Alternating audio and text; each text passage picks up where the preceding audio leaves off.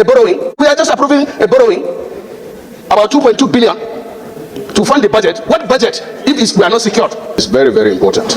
And that's why, Mr. President, I will have to appeal to you to speak by giving the facts. Just continuing from where distinguished Senator Kakeshi will stop. In Chad, that is one of the black spots. We have joint task force already, but they are not equipped. They are not well trained. They are not motivated. In fact, the joint task force is headed by a Nigerian from Yobe State, General Yusuf.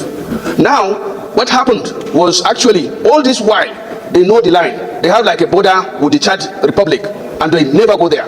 When they went there and killed their people, the president led the operations, and that was what led to their success. And they moved over, and the first target is to dislodge our military around that Kereto and cut it away. In terms of replacing what the Chadian president led and recovered from them. What we need to do is still the same, sir. The Chadian government led the operation by their president. We are not saying that we should do that, but there should be a special operation because this problem is cancerous and is expanding. We are talking about them in Sokoto, Kebbi now. We are talking about them in Niger. They are going to Plateau. They are going the second cycle. The main purpose of government is security and welfare of its citizens. It's there in our constitution. We cannot change it. So everything should be focused on security. Because if we say it's Borno today, and we then need to discuss it slightly, saying that we should talk about it in 2 minutes, it will one day get to Kano. God forbid. But it tried to get to Kano. The Kano people stood up. That was how Kano is still standing. If not, the late Ado Bayero was nearly killed. So, Mr. President, this is an occasion where the Senate must be responsible. We should stand up to the occasion and demand. The last president, the Senate president before, Senator Amela, during his tenure, three times, we set up a committee. And at one time, we invited everybody. We pushed, and you were the chairman appropriation then, and we pushed the government to approve 809 billion to procure the Tucano. But it was wrongly used. You went and procured Tucano while we needed attack helicopters. If we have attack helicopters around that area now, this Boko Haram will not even go there because the Chadians went there with only 2 attack helicopters. Right now, the joint task force we are talking about have only 1 helicopter. So the Senate should, the mover of the motion should amend this motion, and let's be blunt about it. Let's ask the government to do the right thing. And I'm sure that if we tell the president, what to do, he will do it. He will do it. So let's all stand up and say that we are just approving a borrowing, about 2.2 billion to fund the budget. What budget if we are not secured? So, Mr. President, I'm sorry, I've taken much more time, but let us take this thing more serious. It can be done in 1 week. It can be done. Thank you very much. You listen to that. That's Senator Ndume blasting Tinubu of insecurity, accusing him of insecurity in the north.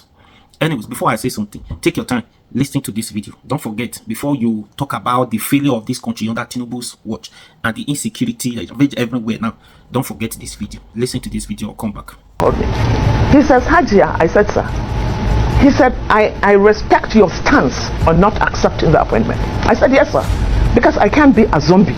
I just can't follow you because you said I should follow you. Let me know what you have for us up north.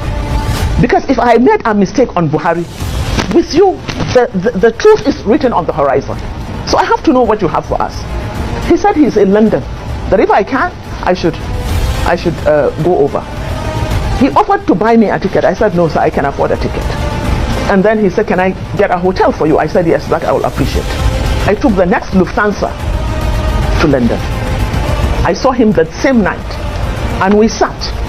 And I said, sir, the reason why I'm not accepting your appointment is because I don't know what you have for us up north. Because in the north, every single person is either waiting to be killed or kidnapped. We can't go on like this. What is your blueprint for us? He told me that he doesn't have anything for us. I said, you mean, sir, you don't have a blueprint? He said, I can't have a blueprint because if I have a blueprint, I'll be stepping on too many toes and they might even kill me. This was what he said. But let me say this very categorical. If I were him, I would resign and face all the allegations against me. And that would have been more honorable because from all the information we're getting, my predecessor was fully involved in some of these mandatory issues. Typical is the fact that was a permanent secretary when his children were abducted. And it was unfortunate that he had to pay ransom through the government house. And it was also very clear, based on all the allegations, that bandits were being kept at government house. You know, there are so many issues. So for me, honestly, if I were him, I will step aside and face this allegation until I clear my name before I come back and continue my job. That should have been more honorable. And how can you imagine all these allegations against him and he's still the Minister of Defense? I mean, that is unfair. This man could have been honorable, stay aside, face all these allegations, clear his name, and then come back and continue to do whatever he wants to do. Whether he wants to remain as minister or he wants to do something else, that would have been more honorable as far as I'm concerned. If I'm in that position, believe me, I'll put in my resignation letter. But Your Excellency, he has not been nailed by the EFCC, so why do you think he should have been probed before taking up the appointment? Yes, there were a lot of issues in the past. Like I said, we know where these guys are. We know where they live. We know their parents. You know them as a government. Of course we do. They live with the same community we live. So why is it difficult to get them? That is the $1 million question that I should ask you. We are trying to understand, for those of us who are now conversant with Zamfara, have never been there, and we hear you as a chief security officer speak tonight to say you know these people, but yet you can't get them. It's a head scratcher. It is something that we are trying to all put our heads together. That is why, from what I can do as a governor, to have this CPG as a first line of defense. Of course, military are there. Alpha, did you listen to that? Good. That was Hannah Jatu. During that campaign election, this woman came out to say this. Tinubu called her because they were dragging this woman at that time, the woman to join APC. The woman said, no, before I will join, she needed proof, evidence, blueprint of what you are going to do as the president of this country. Tinubu said to her, he does not have any blueprint. He does not have anything to do for them. He doesn't want to step on anybody's toe. He doesn't want to fight the insecurity. If he does, people will come for him. They will even buy him. Is it not the problem we are facing today? Now, again, that's the other one. That's the governor of Zamfara State. His former governor before him is what he was talking about. That is the one in charge of the insecurity in the north, responsible for the insecurity. That these people know themselves. And guess what? He is a minister of defense in Tinubu's government. That this person know they should have resigned, clear his name from this record, from this mess before he come back to work. But hey, who is going to do that? He's the one working for Tinubu. And Tinubu is the minister of defense, somebody that have been accused of the sponsor of insecurity in the north. Now they cannot fight the insecurity. The people sponsoring this insecurity in the north, they go as far fighting somebody who is in Finland, saying before you accuse Samuel Ekpa, you need to first of all accuse these people, bring these people to book. This is on the open.